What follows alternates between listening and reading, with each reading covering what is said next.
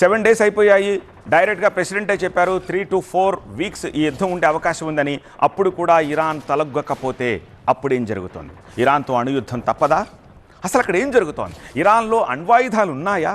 ఇప్పటికే 100 కిలోల యురేనియాన్ని శుద్ధి చేసి ఉంచింది ఇరాన్. అయితే గత ఏడాది బంకర్ బస్టర్ బాంబులతోటి ఆ యురేనియం మొత్తాన్ని బంకర్లలోనే పూడ్చిపెట్టామని అమెరికా ప్రకటించింది. కానీ ఇక్కడ జరుగుతున్నది వేరు.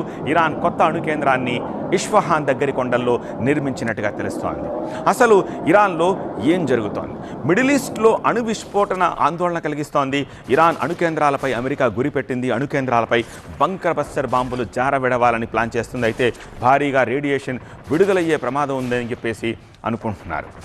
జాగ్రోస్ కొండల్లో సీక్రెట్ బేస్ ఏర్పాటు చేసుకుందట ఇరాన్. అయితే పైనుంచి చూస్తే మనకు అక్కడ ఏమీ కనిపించదు, కానీ లోపల ఉంది అసలు గుట్టు. ఈ సీక్రెట్ బేస్ టెహ్రాన్ నుంచి ఇష్ఫహాన్కు దగ్గరలో, అంటే 350 కిలోమీటర్ల దూరంలో ఉంటుంది. జాగ్రోస్ కొండల్లోని సీక్రెట్ బేస్లోనే అణుశుద్ధి కేంద్రం కూడా ఉంది.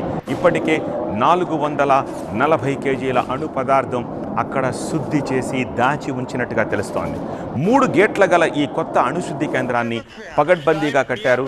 తొలి గేట్ రీసెర్చ్ సెంటర్, రెండవ గేటు న్యూక్లియర్ ల్యాబ్, మూడవ గేటు శుద్ధి కేంద్రం. సో ఇప్పుడు జాగ్రోస్ కొండల కింద ఇంటెలిజెన్స్ బేస్ ఉంది. యురేనియం శుద్ధి సెంట్రిఫ్యూజ్ కూడా ఉంది. 200 మీటర్ల పొడవైన టన్నెల్ ఇక్కడ ఉంది. 150 మీటర్ల లోతైన టన్నెల్ కూడా ఉంది. ఈ అణు కేంద్రంలో యురేనియం శుద్ధిని ఇరాన్ కొనసాగిస్తున్నట్టున్నారు.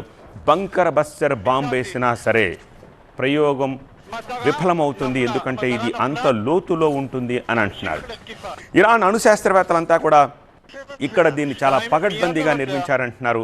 ఇప్పుడు వాటిని సైతం టార్గెట్ చేయాలని చెప్పి చూస్తోంది ఇజ్రాయెల్, అమెరికా.